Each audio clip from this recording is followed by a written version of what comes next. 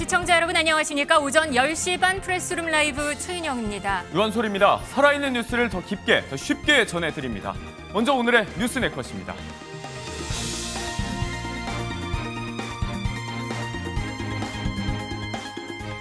6.3 대통령 선거의 본투표가 하루 앞으로 다가왔습니다. 공식 선거운동 오늘 자정까지입니다. 후보들은 모두 막판 득표 전에 사활을 걸었습니다. 세계의 3대 투자자로 꼽히는 짐 로저스 회장이 막바지 선거판에 등장했습니다.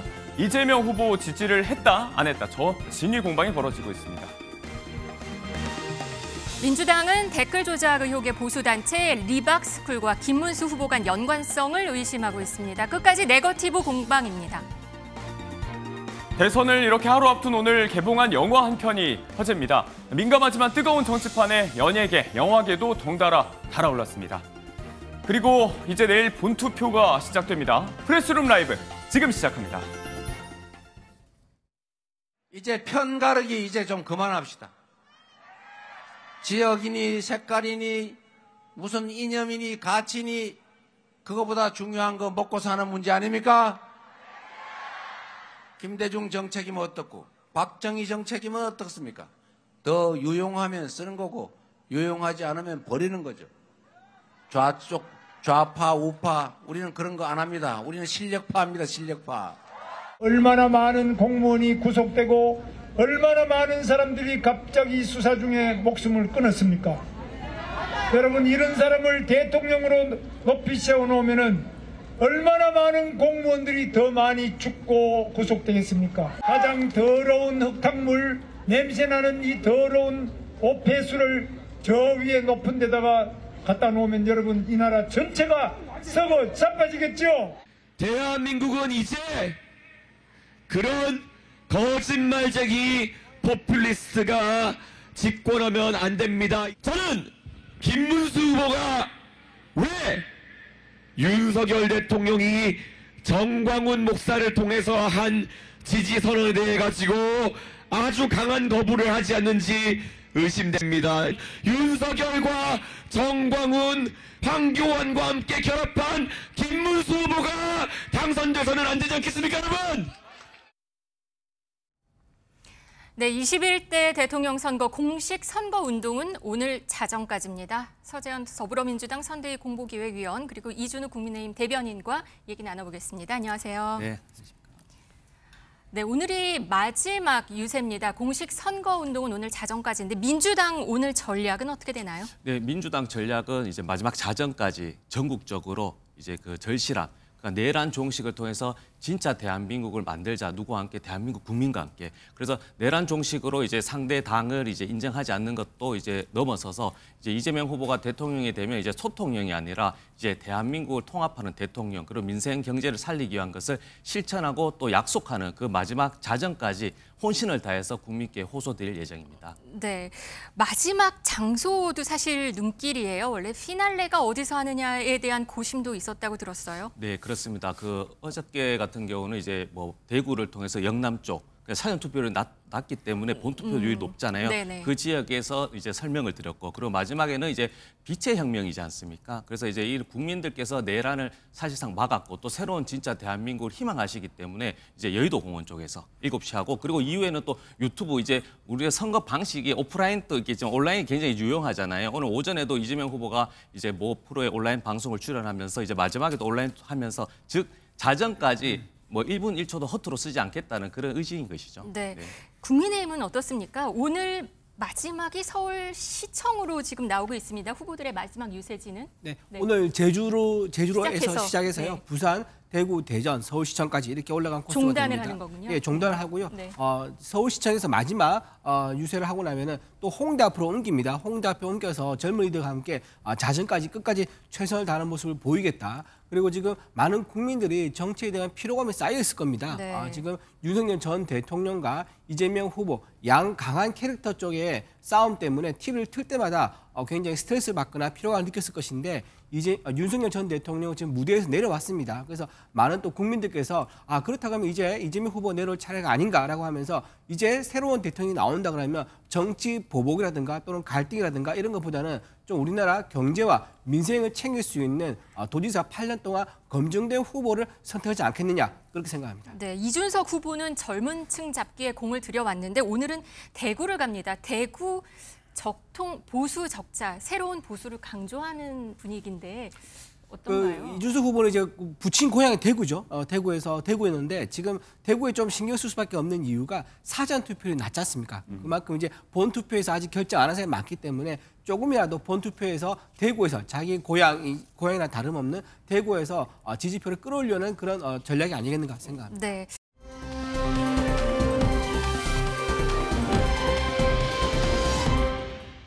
그런데 이런 막바지 선거판에 갑자기 짐 로저스라는 이름이 등장을 했습니다. 짐 로저스는 세계 3대 투자자로도 꼽히는 인물인데 사실 이재명 후보를 지지했다는 주장을 들고 지금 진위 공방이 좀 벌어지는 거죠. 네, 맞습니다. 짐 로저스는 누군가요, 먼저? 그러니까 짐 로저스 같은 경우는 3대 투자 기재인 거죠. 워렌 버핏 같은 경우는 이제 한 연평균 한 15% 안정적 투자인데 이분 한 70년에서 80년대 사이에 4,500%. 그냥 S&P가 한 45% 수익률인데 비해서 굉장히 레버리지를 위한 공격적 투자 그리고 초반 북한에는 전 재산을 투자하겠다는 만큼 조금 이제 어떤 그 투자에 있어서는 좀 공격적이고 또 성공적인 그런 분이신데요. 그 개성공단의 이제 김진양 이사장이라고 있습니다. 이분 같은 경우는 이제 북한의 투자라는 것이 이제 이념이 아니고 경제적인 관점, 통일 대박의 관점에서 이제 짐 로저스 지인이라고 하죠. 이제 영국의 교수와 이제 사전에 계속적으로 했었는데 여러 가지 지지하는 건 맞는데 그 영어로 표현하자면 서포트, 그냥 지지, 그냥 신뢰, 호프적인 것인데 이제 어떤 영국 언론에서 인더러스, 그러니까 책임까지 투자의 책임이라고 하면 사실 미국 입장에서는 북한이 사실 아니잖아요. 투자의 대상은 아닌 것이거든요. 그렇다 보니까 이제 서로 간에서 조금 말 못할 고민이 있는 것인데 가장 중요한 것은 짐 로저스가 지지하는 것도 있겠지만 이재명 후보 입장에서는 이제 코스피 5천 시대 이 열겠다로 해가지고 이제 상법 개정 그리고 자사주 소각 기업들이 지금 주가 지수가 52주 신고가를 계속 달리고 있거든요. 그리고 이제 K 방산이라든지 K 문화에서 구조적인 변화를 해서 지금 BPS라고 해서 순 자산 가치가 저평가됐습니다. 1. 그러니까 가장 좋았을 때는 1.5다 보니까 이것을 단순했을 때는 이제 구조적인 변화를 통해서 주가지수 5,000시를 열겠다. 이 포인트에 좀 집중하면 좋을 것 같습니다. 네, 이 공방이 시작된 내용부터 다시 한번 보고 가죠. 이 공방은 어떻게 지금 진행이 되고 있는지 먼저 그 관련 내용 한번 보시고 오겠습니다. 짐 로저스 회장으로부터 한반도의 평화와 번영, 남북 경제 협력이 다시 재개돼야 된다라는 그런 취지에서 그것을 위해서 이재명 후보가 당선되길 바란다라는 짐 로저스 회장이 보내온 원문, 영문 말고 국문을 지지선문을 낭독하도록 하겠습니다. 한반도의 평화와 번영을 위해 이재명을 지지합니다. 저는 이재명 후보가 대한민국뿐 아니라 전 세계에 평화를 실현할 수 있는 지도자라고 믿습니다. 명백한 허위사실 공표죄죠. 웬만한 민주국 가면 이 정도 사기치고 대선에서 이 정도 거짓말을 했으면 후보 사퇴하는 게 맞다고 생각합니다. 대충 꼬리 자르게 하려고 하는 것 같은데 그러다가 몸통이 잘려나가는 수가 있습니다. 총각 사칭, 검사 사칭, 이제 지지 사칭까지 가짜 정치의 창시자인 이재명 후보가 대통령이 되면 안 되는 확실한 이유입니다. 이재명 진짜 이상하지 않습니까? 짐 로저스 회장에게 이재명 후보 지지선언하는 거 맞냐? 그랬더니 complete fraud라고 보냈더라고요. 뭐냐면은 완벽한 거짓말이라고 보냈습니다, 여러분.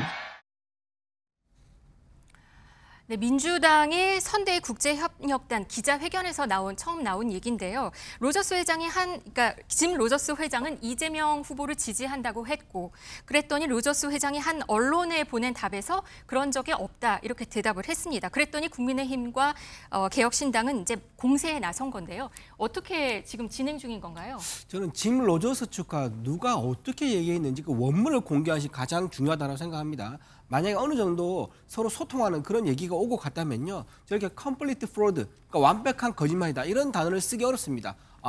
나랑 소통한 적 있지만 그렇게 나는 말한 적이 없다라고 이제 보통 말했을 거예요. 근데 저렇게 아주 강경하고 단호하게 완벽한 거짓말이라고 당사자가 얘기한 것을 보면은 정말 이거는 창작일 가능성이 대단히 높아 보인다라는 말씀도 드리고요. 또 하나 지금 한국 그 경제신문 보도 나왔었는데 이게 I am foreigner, 나는 외국인이다. 내가 외국인인데 왜 다른 나라의 선거에 대해서 내가 입장을 내야 되느냐라고 하면서 황당한 입장을 또 냈었습니다. 네. 그리고 이재강 민주당 의원입니다. 이분이 뭐라고 했냐면요. 김진향 전 개성공단 이사장이 짐 로저스의 이 후보 지지 선언을 받아왔다고 해서 기자회견만 열었을 뿐 사실 확인을 따로 하지 않았다고 했습니다. 그러니까 사실 확인을 하지 않았다고 본인도 인정한 거예요. 즉 이제 이재명 후보가 지금 외국에 있는 유명한 투자자한테 지지선을 받는 것은 굉장히 중요한 일일 겁니다. 그렇다면 당사자한테 적어도 확인을 하거나 또는 이재명 후보한테 보고를 하거나 그렇게 해서 해야 되는데 아무런 어떤 보고라든가 확인 없이 그냥 실무진 측에서 이렇게 했다는 것은 제가 보기엔 이재명 후보가 상당히 고의적으로 이거를 방기하거나 또는 용인해줬거나 그렇지 않았을까 생각을 들고요. 이재명 후보가 그동안 해왔던 거 검사 사칭이나 총각 사칭이나 이번에는 지지 사칭까지 계속 거짓말을 연이어하고 있기 때문에 만약에 이런 분이 정권을 잡아서 우리나라를 이끌고 간다 그러면 행정부가 전체가 거짓말 부처가 돼버리는 이런 끔찍한 상황이 벌어질 수도 있다 우려합니다. 이 후보가 용인해줬다는 표현을 하셨습니다. 네, 그래서 이제 너무 나가신 거죠, 사실. 공격할 수는 있는데 그건 사실관계는 아니다. 그래서 이제 이재강 의원이 말씀하신 건 이제 소통관 같은 경우는 현직 의원들만 있을 때 이제 지지선을 할 수 있는 공간이거든요. 네. 그렇기 때문에 이재강 의원 입장에서는 그 사실관계 자체에 또 신뢰한 부분이 있습니다. 두 분이서 이제 오랫동안 관계가 있었기 때문에 그리고 이제 김진환 전 이사장 입장에서는 이제 런던의 교수 그분들과 이제 소통을 하면서 그 교수하고 실질적으로 짐 로저스하고 그 SNS 상에서 이제 대화가 있었던 건 사실인 겁니다. 그래서 저도 개인적으로는 조금 조심스럽지만 향후에서라도 원본 공개는 할 필요가 있을 것 같아요. 그러나 중요한 것은 이 사기나 사칭은 아니다. 그 의사소통 커뮤니케이션에서 오류가 있을 수는 있다. 그리고 짐 로저스 같은 경우는 누구를 지지한다. 그거 할 수 있는 겁니다. 왜냐하면 대한민국 국민의 입장에서 아니더라도 이제 투자자 입장에서는 어느 정부가 왔을 때 이제 주가 포인트라든지 이게 관심이 있는 것이거든요. 그래서 시청자 여러분들께서 관심 있게 보셔야 되는 것은 이재명 후보 입장에서 코스피 5천 시대를 열겠다 했을 때 증권주가 이제 30% 상한까지 가는 그리고 시장에서 돈은 또 거짓말을 하지 않잖아요. 돈의 흐름이 지금 또 계속적으로 이제 윤석열 정권에서 3년 동안 코스피 상승률이 제로였는데 그 말 한마디에서 이재명 후보가 말한 거에서 2,700포인트 즉 이제 그런 기대감이 높아진다는 것에 좀 집중하셨으면 좋을 것 같습니다. 제가 좀 한 말씀 안 할 수가 없는데요. 네네. 지금 로저스가 이재명 후보 지지선을 할 수 있다라고 얘기했는데 그게 무슨 의미입니까? 안 했다고 하지 않습니까, 본인이? 안 했다고 했는데 할 수 있다라고 얘기한 것은 시청자들 보기에는 굉장히 혼란을 좀 의도적으로 유기한 게 아닌가라는 생각을 좀 하고요. 네. 또 하나 지금 로저스 이분은 지금 어떠냐면 이제 노쇼 호텔 경제론하고 비슷한 것 같아요. 나는 지지한 적이 없다. 하지만 지지에 따라 소문이 돈다. 따라서 주식시장이 활성화된다. 이게 코스피 5천 시대의 본질이냐. 이렇게 대묻지 않을 수 없는 거예요. 이런 식으로 거짓말을 통해서 경제를 활성화시킨다는 거. 이런 게 지금 벌써 대통령이 되기 전부터 나왔기 때문에 실제 하지 않은 발언을 가지고 할 수도 있다라고 얘기한 것은 굉장히 잘못됐다고 생각합니다. 그러니까 할 수도 있다라는 게 할 것이다라는 것이 아니고 지지잖아요. 그러니까 윤석열 정부에 있을 때도 이제 만나서 그런 기대라 했어. 당연히 지지하는 것이죠. 그러니까 이분은 통일의 이후에 특히 이제 북한의 잠재력, 그러니까 이념적인 게 아니고 경제적 관점에서는 대한민국의 어떤 가치에 있어서는 북한의 어떤 투자의 관점에서는 전 재산은 올인하겠다. 모든 것을 투자하겠다고 하시는 분이기 때문에 과거에 그런 그렇죠. 말 한 적이 그리고 있었죠. 수행 비서도 북한 출신이잖아요. 네, 네. 그런 여러 가지 인연으로 해서 북한의 입장에서 그리고 뭐 투자의 입장에서지 그리고 대한민국의 투자자 지지자가 아니기 때문에 뭐 지지하지 않는다 이런 건 아니라는 말씀인 거죠. 지금 이 짐 로저스 회장의 관심이 높은 또 하나의 이유는 지난 2022년 대선 당시에도 이재명 후보와 만남을 갖기도 했습니다. 그때 모습 한번 보고 오시겠습니다. 한반도에 대대적인 투자를 할 수 있는 상황을 저희가 최선을 다해서 만들어 보겠습니다. I tell you, I will bring the Rolling Stones. You bring Blackpink. Let North Korea, let Mr. Kim bring somebody. We'll open the 38th parallel. We'll have a big, big, big party. 이게 화상 인터뷰였었네요. 네네 그렇죠. 그래서 저 짐 로저스 관련해서는 사실은 이제 한국에 대해서 누가 대통령이 되느냐보다는 이제 대통령의 이후에 그러니까 투자의 관점에서 바라보신 것 같아요. 그래서 저는 의사소통의 과정에서는 저는 지지라는 자체가 이재명 후보가 되었을 때는 북한에 관련 그리고 대한민국이 이제 주가가 상승할 수 있다, 뭐 신뢰한다 정도는 어떤 영국 교수 입장에서는 지지한다고 해석할 수도 있는 겁니다. 그래서 저는 누차 말씀드리지만 이 큰 관점에서는 사기까지는 가지 않는다. 사칭하지는 가지 않고 커뮤니케이션을 오래 있어서 그리고 또 앞서 말씀드렸던 서포트와 인도로스 관점에서 여러 가지 미국과 북한의 관계에 있어서 또 이제 짐 로저스 국적이 또 미국인이거든요. 네. 그러니까 이런 분의 종합적으로 판단을 해주셨으면 하는 바람이 잠깐 있죠. 아까도 네. 얘기하셨는데 저희 화면에 보여줬었거든요. 이분이 좀 재밌는 게 비서 실장, 보좌관이 탈북민 출신입니다. 네, 이 부분이 그렇죠. 좀 눈길을 끌어요. 네, 저도 눈길을 끌었는데 저분이 탈북 출신인데 처음에는 이제 짐 로저스한테 메일로 함께 뭐 일하자 뭐 했었는데 또 사칭 메일일 수 있는 거잖아요. 그래서 네. 거짓말일 것 같다라고 단정하고 본인이 진짜 짐 로저스면 전화를 한번 해주세요라고 하니 본인이 직접 전화를 하셔서 나는 이렇게 30대부터 투자에 촉이 있다. 당신의 그 열정이라든지 눈물이 받을 때 희망이 있다 해서 30대를 그 여성을 실질적으로 보좌관으로 채용해가지고요. 그 윤석열 전 대통령이 이제 여러 가지 인터뷰할 때도 이분이 통역을 주도적으로 하고 그런 관점에서 북한의 어떤 이념이 아닌 투자의 관점인 입장에서는 짐 로저스는 진심이신 분이다. 네. 이렇게 판단하고 있죠. 갑자기 막바지 네. 대선판에 짐 로저스 회장이 등장을 했습니다. 또 한 가지가 얘기가 있습니다. 그런가 하면 민주당은 지난 대선의 막판 극우 성향 단체인 리박스쿨 얘기를 또 하고 있습니다. 여론 조작 논란을 얘기하고 있는데요. 이 리박스쿨은 이승만, 박정희 전 대통령을 지지하는 보수 성향 단체인데요. 무슨 일이 있는 건지 한번 먼저 보고 오시겠습니다. 리박스쿨은 2020년 자신들의 유튜브에 활동 보고를 게재합니다. 해당 영상은 리박스쿨이 21대 총선에서 국회의원 후보 4명을 배출한 것을 주요 성과로 보고하고 있습니다. 바로 그 영상에 기독자유통일당 점퍼를 입은 김문수 후보가 등장합니다. 리박스쿨과 관련이 없다는 분이 어떻게 리박스쿨의 홍보 영상에 등장한다는 말씀입니까? 김문수 선거대책위원장은 난임한 후보들로 보수파의 승리가 기독자유통일당 측은 세 후보의 사퇴에 대해서 해당 후보에게 무엇을 요구하거나 제시한 적이 없다면서 자유민주주의 수호를 위해 계속해서 노력할 것이라고 밝혔습니다.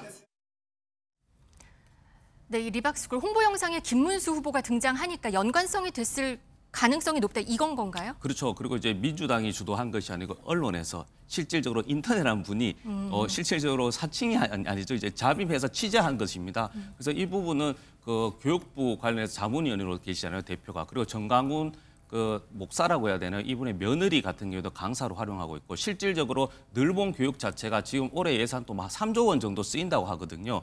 그래서 실질적으로 이분들이 여론 조작 댓글을 넘어서서 그 초등학생까지 그 뉴라이트 교육을 주입한 거예요. 그리고 또 불법적인 댓글이 2012년도인가요? 국정원 뭐 소위 말하는 시발단 관련 있었지 않습니까? 이렇게 조직적으로 했던 것이 또 전 국정원 출신이 또 배우 있다는 의혹이 있기 때문에 이 부분은 수사로 밝혀져야 되는 것이고 김문수 후보는 리박스쿨에 관련돼서 대표를 알고 있냐 모르고 물었잖아요. 그럼 최소한 안다 모른다 해야 되는데 그것이 무엇이 상관이 있냐고 하지 않습니까? 그냥 그 대답에서 모든 것이 저는 다 녹아 있다고 보는 것입니다. 문제는 지금 이곳의 댓글 이슈인데요. 리박스쿨 대표는 이렇게 말을 했습니다. 보시겠습니다. 이제 보시다시피 이승만 박정희 대통령의 대한민국 건국사를 주로 가르치는 거죠. 그러는 사례가 지금 이걸 우리가 시작을 한 거예요. 박사교육을 시작을 했고. 그래서 혹시 댓글도 좀 써봤어요? 지금 이제 우리는 이준석하고 이재명을 다 까야 돼. 김문수는 지금 저기 준비된 대통령이다. 북한이 그럼 되지. 나는 뭐를 쓰냐면은 김문수 정직하고 청렴한 그리고 이분이 유능하기까지 하잖아. 정직, 청렴하고 유능한 김문수 후보 업계 위에 윤어게인의 별이 내려앉았다. 이렇게 쓰는 거야.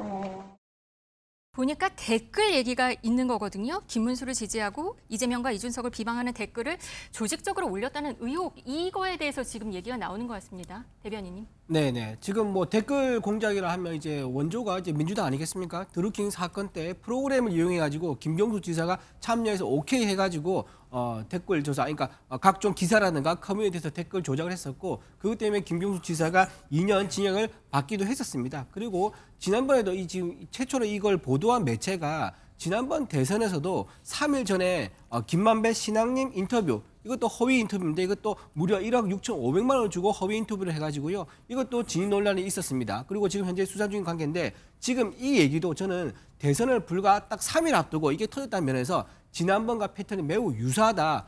미처 확인할 수 없는 시간적으로 굉장히 사실관계를 따질 수 없는 그런 시기에 미묘하게 이걸 보도를 하고 그 논란을 이끌어가지고 마지막 민주당에서 어떤 여론전 또 여론 공작이라든가 이런 거 하려는 목적이 아니겠는가 의심할 수밖에 없는 거고요. 만약에 저게 사실이라면 저는 당연히 수사를 받고 저 처벌도 받아야 되죠. 하지만 이런 식으로 지난번과 똑같은 매체가 신앙님 김만배 씨의 허위 인터뷰가 있었었고 이번에 또 3일 앞두고 마찬가지 패턴으로 이렇게 가짜로 공작으로 의심되는 뉴스를 보도했다는 면에서 굉장히 진실성에 대해서 의문이 든다 그렇게 말씀드립니다. 김 후보가 관련이 됐는지 아닌지가 이게 대선의 막판 좀 쟁점이 될 것 같습니다. 글쎄요. 그때 지난번과 마찬가지겠죠. 그러니까 사람들이 지금쯤이면 어느 후보를 찍겠다, 어느 후보 지지하겠다 마음이 거의 정해져 있는 상황일 건데 저런 내용들이 과연 유권자한테 결정적인 사유가 되겠느냐. 오히려 저는 이재명 후보가 가지고 있는 본인의 사법 리스크, 배우자 사법 리스크 그리고 아들의 지금 뭐 상습 도박 2억 3천만 원이 어디서 나왔느냐. 그리고 성폭력 언어들 이런 것들이 구체적 내용이 밝혀진 게 이번에 처음이지 않습니까? 그리고 유시민 작가가 여성, 노동자, 노인들, 학력 이렇게 차별, 폄훼하는 발언을 했는데 이것 때문에 오히려 민주당에서 이런 것들을 덮기 위한 용도로 이거를 공작인 거 아닌가 그렇게 의심을 하고 있습니다. 네, 이 리박스쿨은 또 하나의 이슈가 있습니다. 초등학교 방과 후 수업인 늘봄학교에 프로그램을 공급한 사실도 확인이 되면서 파장은 더 커지고 있는데요. 이 내용 잠깐 보고 오시겠습니다. 시작.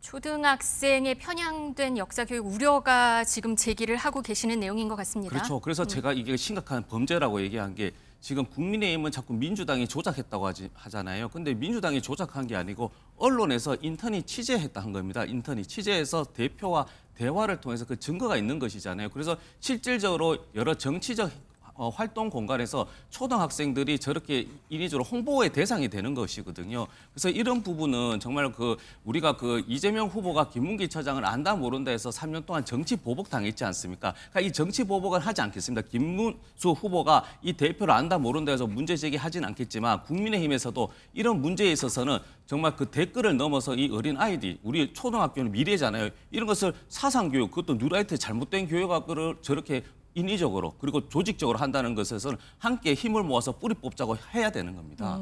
리박스쿨은 논란이 되니까 유튜브 계정 동영상을 모두 내렸습니다. 그리고 자신들의 활동은 정치적 목적이나 불법적 활동과는 무관하다고 지금 주장을 한 상황이거든요. 네, 저거는 이제 수사를 통해서 좀 밝혀져야 될 거라고 봅니다. 그리고 교육 현장에서 저렇게 어떤 정치가 개입하는 거 이게 굉장히 문제지요.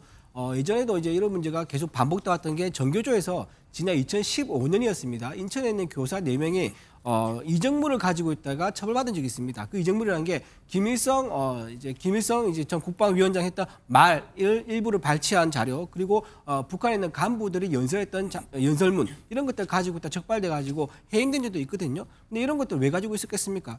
단순히 교사들끼리 이것을 가지고 공유하는 것 목적을 넘어서 선생으로서 학생들에게 이런 부분이 있다라고 또 소개하거나 또는 교육시키는 목적이 아니겠다는 면에서 굉장히 전교조에서 했던 이런 것들이 또다시 반복된다.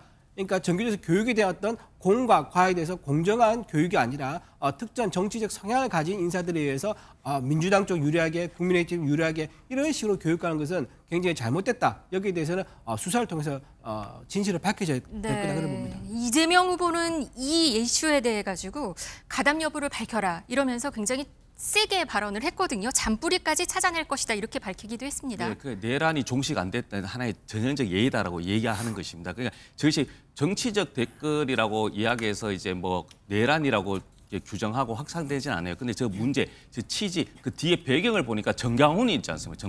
정광훈 목사 같은 경우에도 어떻게 보면 기독자유통일당의 어떤 그 창립 멤버 또 김문수 후보인 것이거든요. 그리고 또 그 단체에서도 또 우리 윤석열 전 대통령께서 김문수 후보 지지한다. 그리고 마지막까지 자유민주주의를 지키기 위해서 김문수 후보를 또 공개적으로 또 지지하는 편지를 또 대독하셨거든요. 그렇다 보니까 정광훈과 윤석열의 아바타라고 하는 김문수 후보를 공격하는 것을 넘어서 실질적으로 저렇게 여러 가지 정치적 댓글을 모의한 것이 아니고 실천하고 있었지 않습니까? 저도 지역의 모 어르신들하고 대화를 해보면 진짜로 이재명 후보는 범죄자인데 우리 김문수 후보는 파파밈이라고 하더라고요. 실질적으로 저런 것들이 실질적으로 유권자에게 영향이 갔었다는 겁니다. 그 범죄인 것이고 내란의 종식을 위해서 이번 선거가 굉장히 중요하다는 것을 강조하신 것이죠.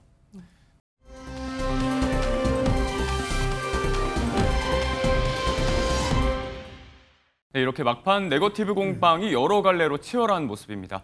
각 후보 입장에서는 막판 지지층 결제, 한 표가 아쉬울 텐데 어제는 기호 7번이죠. 무소속의 황교안 후보, 황교안 전 총리가 전격 후보 사퇴하고요. 이 사람을 지지하기로 선언했습니다. 엄중한 지금의 상황에서 무엇보다도 자유우파의 표가 갈라지면 안 된다는 것을 저도 알고 또 여러분들도 잘 알고 계십니다. 우리는 똘똘 뭉쳐야 합니다. 그래서 저는 오늘 대통령 후보 사퇴를 선언합니다. 저는 이번 김문수 후보를 지지합니다. 네, 이번 선거에서 사퇴한 두 번째 후보가 됐습니다.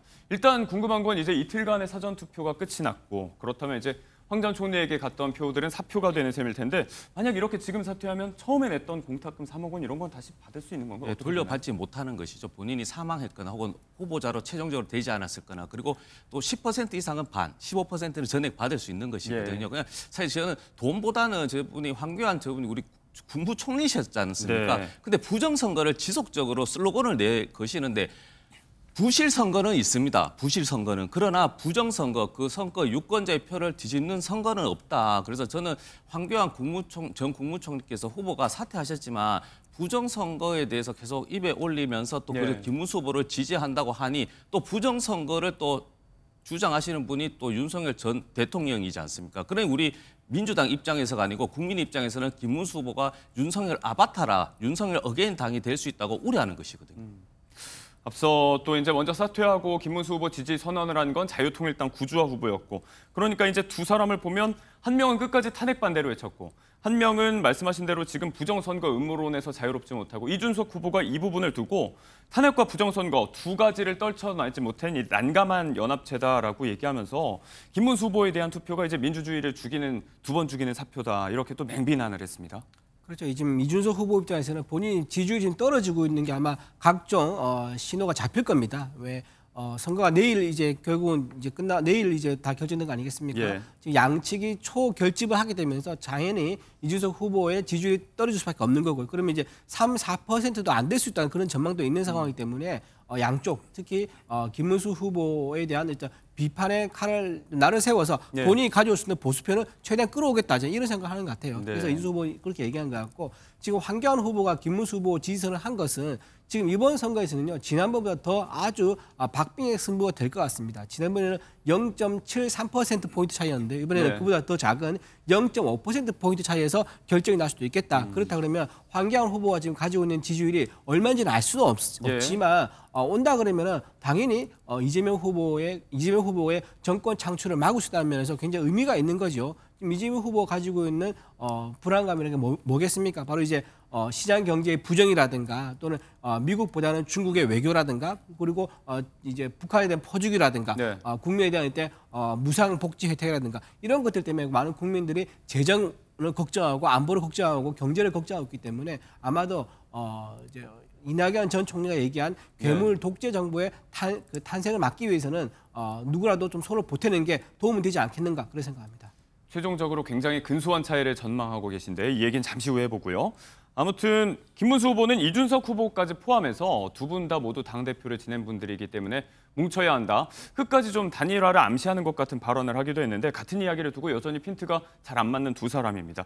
이게 아마도 윤 전 대통령의 비상계엄, 이 탄핵에 대한 근본적인 온도차, 이게 이 선거 안에 계속 있기 때문이지 않을까 싶은데 윤 전 대통령이 주말 전광훈 목사 집회를 통해서 또 지지 호소 입장을 보내왔습니다. 이런 부분이 좀 부담이 될 것 같은 게 주의용 의원은 오늘 또 아침에 윤 전 대통령이 좀 가만히 있는 게 도움이 될 것 같다 이런 이야기까지 했거든요. 우리 국민의힘 내에서는 이제 다 민주적인 어떤 발언이라든가 입장에 대해서 다 수용을 하는 입장입니다. 민주당의 어떤 일극체제와 달리 다양한 의견을 수용하기 때문에 네. 윤석열 전 대통령 활동에 대해서 비판적인 입장도 있을 수 있는 거고요, 찬성하는 입장도 있을 수 있는 거고요. 또 전 대통령인 이제 박근혜 전 대통령, 이명박 전 대통령이 활동하는 것도 시민들 만나서 내가 투표했다, 그리고 여러분 다들 힘내시라 이렇게 메시지 내는 것도 저는 국민의힘의 입장에서는 스펙트럼이 다양하고 포용이 있기 때문에 저런 것에 대해서 문제가 되지 않는다라고 좀 생각을 하고요. 예. 과연 근데 이런 건 있는 것 같아요. 지금 이제 민주당 같은 경우는 단일화 한 후보 중에 김재현 후보라고 있습니다. 진보당이죠. 예비후보 시절에 단일화했는데 그때 단일화했을 때 어땠습니까? 진보당이 가지고 있는 정치라는 것이 통진당의 후예 정당 아니겠습니까? 북한에 있는 이제 주체 사상에 대해 옹호한다든가 한미 군사동맹 파기라든가 주한미군 철수라든가 이런 것들에 대한 정당 정책이 가장 핵심인 정당인데 네. 그 후보와 단일화했단 말이에요. 그러면 그 후보가 가지고 있는 정강 정책을 온전히 흡수해가지고 이재명 후보가 이거를 실현하겠다는 건지 거기에 대해서 문제제기를 하지 않을 수 없습니다. 네. 전 대통령의 이제 지지 선언 얘기를 했습니다만 이런 상황 속에서 박근혜 전 대통령은 오늘 부울경을 찾고 이명박 전 대통령은 청계천에서 지원 유세를 합니다. 막판 구여권의 총결집도 이루어지고 있는데요. 이 분위기 오히려 당에서 특사단까지 보내면서 모시려고 했던 홍준표 전 시장이요. 아예 이번에 대선 때는 처음으로 성인 이후에 투표를 안 한다고 SNS에 올렸습니다. 이제 선대위 영입은 고사하고 당초 부탁했던 후보에 대한 지지 메시지도 좀 직접 내달라고 했었고 정치권에 대한 포스팅도 좀 자제해달라 이런 것도 요청을 했었는데 마지막까지 이런 것들도 좀 잘 지켜지지 않은 아쉬운 부분들이 좀 남았어요. 여러 가지 해석이 있습니다. 지금 홍준표 시장이 굉장히 경선 치르면서 마음의 상처가 컸겠구나 이런 것도 있는 거고요.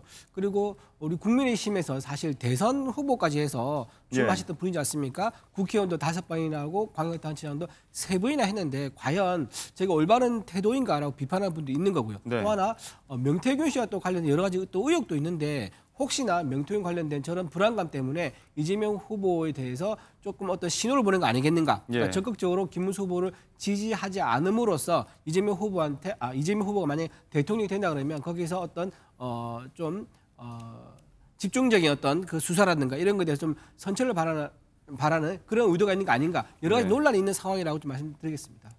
지지층 결집이냐, 점점 중도 표심으로부터 멀어지는 것 아니냐, 뜻이 좀처럼 모아지지 않는 것처럼 보이기도 하는 내부 분위기가 있습니다. 이런 가운데 여론조사 공표 금지 기간이 이제 끝나는 데까지 얼마 남지 않았습니다. 블랙아웃 기간을 지나면서 각자 판세에 대한 해석도 많이 다릅니다. 조금 전에 이준우 대변인께서는 이제 근소한 차이를 또 전망하셨는데 국민의힘 장동혁 실장이 어제 또 기자회견을 통해서 판이 뒤집히고 있다. 투표율이 조금 더 나오면 골든크로스도 전망한다. 이렇게 이야기를 하고 있어요. 실제로 안에서 어떤 자체적인 자체조사가 있는 건지 이런 것들에 기반한 전망인가요? 자체조사는 다 있습니다. 저희도 하고요. 민주당도 아마 예. 하고 있는 거고요. 저희는 지난 토요일에 골든크로스가 있었다라고 좀 생각을 합니다.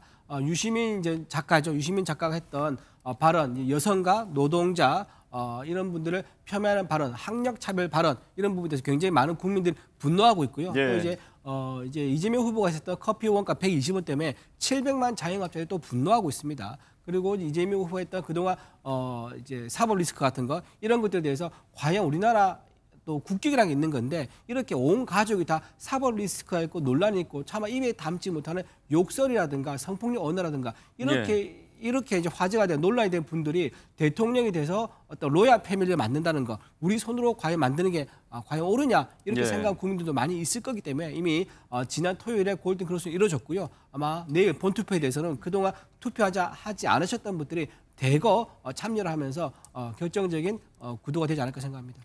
여론조사 공표 금지 기간, 이 기간에 나왔던 불거진 몇 가지 민주당의 부정적인 이슈들 여러 가지 이렇게 정리해서 이야기를 해주셨는데 거기에 대해서 뭐 영향이야 있겠지만 미미할 것이다. 대세에 크게 영향을 주지 못할 거다라는 민주당 측의 반응도 있습니다. 오늘 아침에 우상호 위원장도 라디오 방송 나와서 똑같은 얘기를 하더라고요. 네, 그렇죠. 뭐 골든 크로스가 발생할 희망은 하시는 거지만 사실 민심, 저도 이제 선거 대국에 계속적으로 국민의힘 지지자를 만나보면 그 민심에 그 느껴지는 거거든요. 그냥 그 표심까지 가는 건 확실하지 않습니다. 왜냐하면 남은 한 하루 이틀 정도의 어떤 이슈가 발생할 줄 모르기 때문에 그래서 저희들이 자정까지 그리고 투표 당일 안에 전화는 못하지만 문자까지 지인들을 위해서 계속적으로 호소 드리는 것이거든요.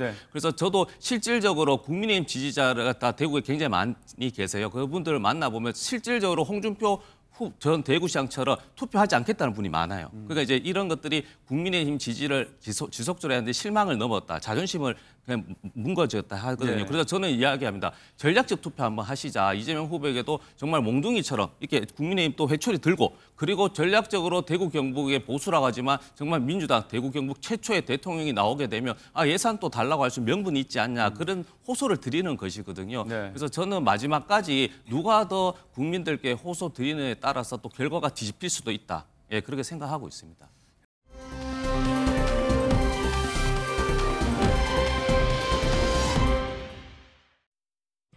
우리는 이재명을 대통령이라는 도구로 쓰고자 한다. 대한민국이라는 국가 공동체의 일원으로서 우리 문화예술인들이 느끼는 위기의식 또한 별반 다르지 않다. 김문수 후보님과 함께 전국 유세장에 투입이 돼서 열심히 돕도록 하겠습니다.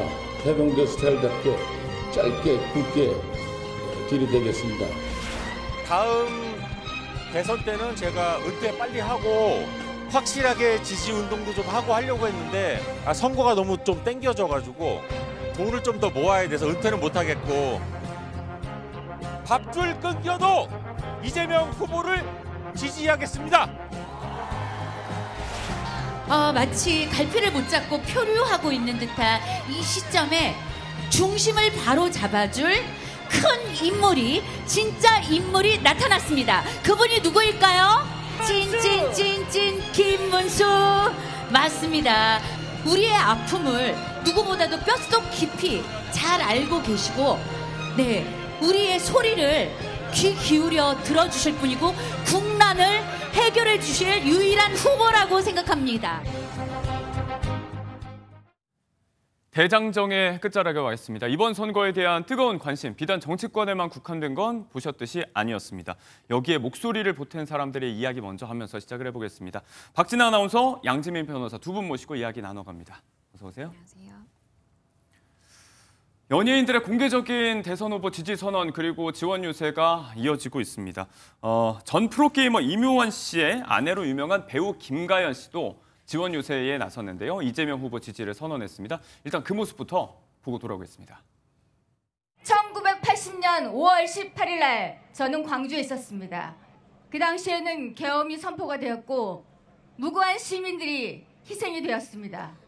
저는 앞으로 내가 살아가는 동안은 절대 계엄이 일어나지 않을 거라 그렇게 믿고 있었습니다. 하지만 작년 12월 3일 날 말도 안 되는 계엄이 선포되었습니다. 단순히 그가 파면되었기 때문에 이 모든 것이 끝났다고 생각하십니까? 그렇지 않아요. 저는 이재명 씨를 지지하는 이유는 그가 너무나도 잘해낼 것이라고 믿어 의심치 않기 때문입니다. 여러분 함께 만들어가는 세상입니다. 그 세상 이재명 씨가 만들어줄 것이라 저는 그래서 그를 지지하겠습니다. 김가연 씨가 80년 5.18을 경험한 세대였군요. 이런 이야기하면서 눈시울을 현장에서 붉히기도 했었다고요? 맞습니다. 그러니까 본인은 1980년 5월 18일에 광주에 있었다라면서 당시에 9살이었는데 어머니가 밖에 절대 나가지 말아라. 나가더라도 벽만 보고 걸어야 된다라고 해서 그 의미가 무엇인지 잘 이해하지 못했었는데 어느 날 밖에 나갔다가 이 하얀색으로 뒤덮인 무언가를 봤고 그것이 사람이라는 것을 나중에 알게 됐다. 이런 이야기를 하면서 하면서 눈시울을 붉히기도 했고요. 네. 그러면서 이 윤석열 전 대통령이 파면됐다라고 해서 결코 끝은 아니다라면서 이재명 후보를 지지한다라는 지지 선언을 했습니다. 네. 아무래도 지금 가장 민감하고 반응이 엇갈릴 수 있는 대목이 선거 이야기이기 때문에 악플도 좀 많았던 것 같습니다. 김가연 씨가 또 본인의 SNS에 올라온 악플을 하나하나 박제하고 나섰다고요? 네, 지원 유세 후 김가연 씨를 향해서 많은 반응들이 존재했습니다. 그중에는 가족에게 모욕적인 표현을 하는 악성 댓글도 존재를 했는데요. 네. 김가연 씨는 이 악성 댓글에 강경 대응하겠다는 입장을 밝혔습니다. 자신의 SNS에 이 악플을 캡처해서 올렸습니다. 개인적인 공간인데 이러시면 안 된다라면서 글을 올렸는데요. 요즘 애들은 이런 거 보면 자기소개라던데 라면서 여유로우면서도 일침을 가하는 표현으로 악플에 대응하는 모습이었습니다. 네. 김가연 씨는 사실 악플에 꽤나 잘 대응해오는 인물로 유명한데요. 그렇죠. 이번에도 눈살을 찌푸리는 이런 도를 넘는 악성 댓글에 맞대응하는 모습이 보였습니다. 이 얘기가 나왔으니까 말인데 이제 기존부터 뭐 본인의 가정사 이런 악플들에 대해서 뭐 참교육으로 유명한 인사인데 강경 대응이 예상이 되고 김가연 씨보다 이제 악플러들이 더 걱정된다는 댓글도 있었다고.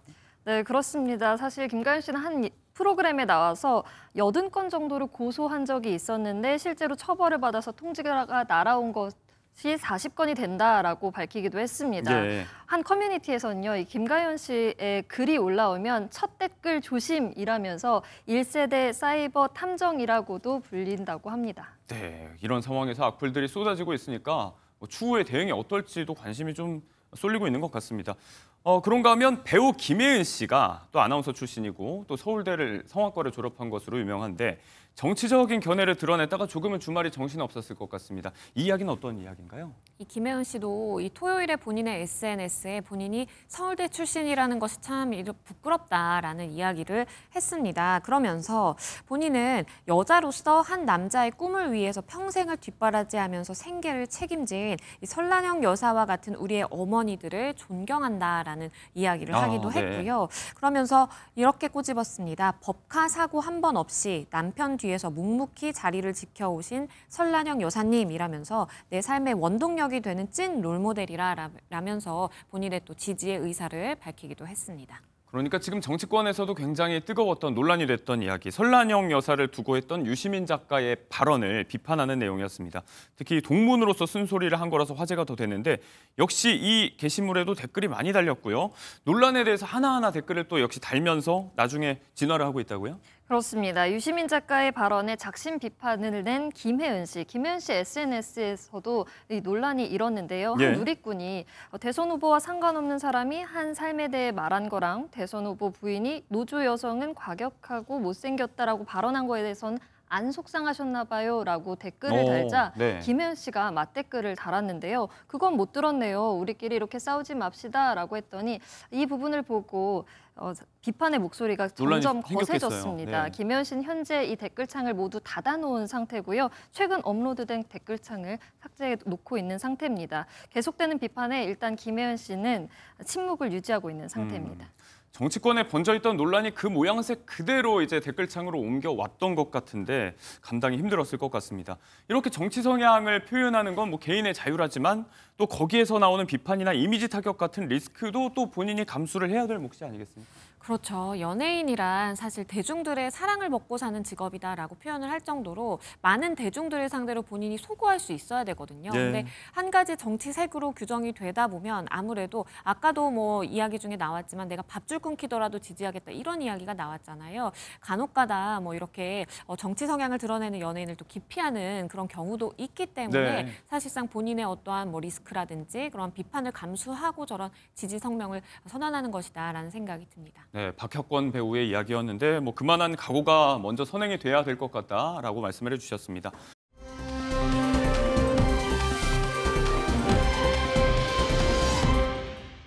이렇게 정치권 공방으로 연일 뜨거운 연예계, 이 뜨거운 분위기에 더 기름을 부을 소식이 하나 더 들어와 있습니다. 개봉 전부터 화제가 됐던 영화 신명이 대선을 하루 앞둔 오늘 개봉을 했습니다. 박스오피스 한때는 예매율 1위다, 상위권에 계속 예매 순위가 올라가 있다, 이 정도로 파급력이 상당한데 대체 어떤 영화인가요? 바로 이 신명이라는 그 영화인데요. 이게 지금 2일 오전 기준으로 봤을 때 한국 영화 중에서는 예매율을 1위를 기록하고 있고요. 네. 전체에서는 2위인데 1위가 이제 미션 임파서블이기 때문에 오. 규모 차이는 좀 감안을 하고 봐야 네. 될 것 같습니다. 이 신명이라는 영화는요. 신비로운 힘을 이용해서 권력을 쥐려는 한 여인의 이야기를 다루는 내용인데 이러한 스토리를 또 파헤치고자 하는 이 저널리스트 정현수라는 이 극중 인물이 등장을 합니다. 그래서 정치적인 내용을 좀 담고 있는데 주술과 정치의 결탁을 파헤치는 이야기다라고 좀 보시면 되겠고요. 여기까지 들으셨을 때 사실 일각에서 논란이 일었던 이 윤석열 전 대통령과 김건희 여사가 이제 떠오르시는 분들도 계실 텐데 이 영화이지만 그러니까 픽션이기는 하지만 실제 우리가 어떠한 실화를 바탕으로 모티브를 해서 다뤘다라고 해서 많은 사람들이 좀 관심을 가지고 있는 상황입니다. 예. 예고편을 통해서 공개된 장면들 지금 조금씩 보여드리고 있는데 대통령이 비상계엄을 선포하는 장면이라든지 손바닥에 왕자를 적는다든지 우리에게 좀 사회적으로 익숙하고 또 의미심장했던 일들이 의도적으로 연출된 거 아닌가 그런 이야기가 나와요. 그렇습니다. 개봉일이 대선 전날이니만큼 주목을 받고 있는 영화 신명. 이 짧은 예고편에서도 사람들의 이목을 끌었습니다. 네. 이 예고편에서는요. 손바닥에 한자 왕을 적어두는 장면이라든지 몇 달 전을 떠올리게 하는 비상계엄 선포 장면이 그려지기도 합니다. 네. 이 뉴스에서도 보았던 장면들이 이렇게 영화에 담기는 만큼 이 영화를 흥미롭게 바라보는 시선들이 많은데요. 이 영화의 관전 포인트가 픽션과 논픽션을 읽어내는 그 사이라고 합니다. 예. 영화의 관계자는 이렇게 얘기하고 있네요. 개봉 날짜를 두고도 말이 많습니다. 원래는 개봉 예정일이 오늘이 아니었다면서요? 네, 그렇습니다. 당초 개봉일은 5월 28일이었습니다. 이를 연기했다고 하는데요. 정치적 색을 띤 작품이니만큼 많은 주목을 받았고 또 모 정당으로부터 압력도 있었다고 합니다. 그래서 여러 회의를 거치기도 했다고 감독은 이야기를 했는데요. 네. 관람 가능 연령을 좀 15세 연령으로 맞추고 싶었는데 막상 이 영화를 청소년 관람 불가 등급이 나왔다고 합니다. 네네. 그래서 이 뒷부분 후반 작업을 통해서 관람 가능 연령을 낮췄다고 합니다. 이런 정치적 메시지의 연기파 배우들이 펼치는 연기들이 어떨지 관객들은 주목하고 있습니다. 사실 이게 질문 하나하나 제가 꺼내는 게 조심스럽게 느껴질 정도로 다루기 굉장히 예민한 내용일 수 있습니다. 아마 이거 출연하겠다고 나서는 배우 찾는 것도 보통 일이 아니었을 것 같은데 어떤 배우들이 나오나요? 일단 안내상 씨가 나옵니다. 안내상 씨의 경우에는 본인이 시나리오를 처음 읽고 굉장히 좀 당황스러웠다, 황당했다라는 이야기를 했고요. 네. 그러면서 본인은 잘 이 실제 실화 스토리에 대해 이야기를 몰랐는데 실제 사건을 바탕으로 한 픽션이라는 점이 놀라웠고 사회에 무관심했는데 굉장히 충격을 받았다라는 이야기를 전하기도 했고요. 네. 이 대통령 역할을 맡은 주성한 씨의 경우에는 아들이 이 역할 맡으면 큰일 난다라고 이야기를 또 하기도 했다라고 합니다. 네. 이 제작 발표의 자리에서 사실은 김규리 씨에 대한 이야기도 나왔는데 네. 이 감독이 김규리 씨에 대해서 블랙리스트에 올랐던 분이다라고 이야기를 하자 장내가 조금 숙연해지기도 했었다라고 네. 하고요. 그러자 김규리 씨가 조용히 마이크를 들고 본인 좀 제발 놔달라라는 이야기를 전하기도 했다고 합니다. 김규리 씨를 둘러싼 오래된 논란들이 있었는데 거기에 대해서도 직접적인 언급까지 나왔던 것 같습니다. 이런 정치적인 맥락, 견해를 다룬 영화들이 적지 않았습니다. 예전에 이승만 전 대통령을 다뤘던 건국전쟁 다큐멘터리 영화가 관람객 100만 명을 넘기면서 화제가 되기도 했었고 이번에 논란이 된 영화 부정선거도 그렇고요. 대선을 앞두고 있는 시점이라서 그럴까요? 이런 정치 관련 영화들이 계속해서 나오고 있습니다. 그렇습니다. 정치적 이념을 담은 영화가 개봉을 한 건 이번이 처음이 아닌데요. 지난해 12월에는 영화 퍼스트레이디가 개봉을 했고요. 윤석열 전 대통령의 배우자 김건희 씨를 둘러싼 의혹을 파헤치는 다큐멘터리 형식의 영화가 만들어지기도 했습니다. 네. 또 지난 2월에는 영화 힘내라 대한민국이 개봉을 했는데요. 이 보수적인 시각에서 최근에 전국 혼란을 담은 영화였습니다. 극장가에서 정치 팬덤이 생겼다라는 말이 정말 실감을 하게 하는데요. 네. 정치적 메시지를 노골적으로 담은 영화가 이렇게 많아지고 있습니다. 특정 팬덤을 타깃으로 하는 만큼 편향적인 시선이 존재할 수도 있는데요. 좀 객관적이고 균형 감각을 가지고 다양한 시선으로 이를 바라봐야 될 것 같습니다. 객관적이고 균형 감각이 있는 시선이 필요하다라는 말씀. 이런 정치적인 메시지가 담긴 영화가 만들어진다고 해서 이거 표현의 자유 측면 역시 존중을 받아야겠지만 그만큼 만드는 사람 입장에서도 그렇고 또 영화를 골라서 보겠다고 나선 관람객들 입장에서도 그만큼의 고민이 좀 더 필요하지 않을까 여러모로 조심스러운 측면이 있습니다. 맞습니다. 이런 뭐 정치 영화라고 해서 다 금지되어야 된다라는 것은 또 옳지 못하다라고 생각을 합니다. 그만큼 다양한 견해를 우리가 표현의 자유에 따라서 표현할 수 있다라는 것이 건강한 사회다라는 것이 사실 투영되는 것이기도 한데요. 네. 그런데 문제는 이러한 영화, 그러니까 만들어진 픽션임에도 불구하고 이걸 사실 그대로 받아들인다라든지 아니면 사실인 것처럼 포장을 해서 허위의 사실을 또 숨겨놓는 그런 고의적인 목적을 가지고 행해지는 것은 일부 좀 조심해야 된다라는 생각이 들고요. 네. 왜냐하면 관객 입장에서는 이 별도의 필터링이 없이 다 사실 그대로 받아들여서 편향된 정치, 왜곡이 발생할 수 있기 때문에 그런 부분은 좀 인지를 하고 관람을 하면 관람객에게도 도움이 될 것으로 보입니다. 보는 우리가 좀 필터링을 해야 된다는 입장이고 반대로 이제 영화를 제작하고 연출하는 입장에서는 어떤 편향된 정치적인 성향을 너무 많이 드러내는 것도 좀 주의가 필요할 것 같아요. 그렇죠. 그러니까 제작하는 입장에서도 늘 굉장히 고민이 될 수 있을 것이라고 봅니다. 왜냐하면 우리가 아예 만들어진 가공의 이야기라고 보고 믿고 있는 사람들도 있지만 하지만 우리가 모큐멘터리라고 해서 우리는 조금의 허위를 가미했지만 사실이야 라고 해서 사실임을 계속해서 주입시키는 경우도 있거든요. 그런 경우에는 자칫 잘못한다라고 한다면 일각에서는 이거 나에 대한 이야기인데 사실이 아니야. 너 고의적으로 나를 비방하려고 했잖아 라면서 법적인 분쟁에도 휘말릴 수 있는 또 가능성도 있기 때문에 제작자의 입장에서도 그래도 픽션이지만 그럼에도 불구하고 조금의 중심을 잡으려고 하는 그 노력이 좀 필요해 보입니다. 물리적으로 걱정이 되는 부분들도 있고 어떤 영화를 특정해서 이야기하기보다는 워낙에 이제 극단적인 이야기들을 담아낸 콘텐츠들이 많아지고 있기 때문에 선거가 이제 내일입니다. 여러모로 뜨거운 이야기를 문화계로까지 옮겨와서 두 분과 함께 이야기 나눠봤습니다. 고맙습니다.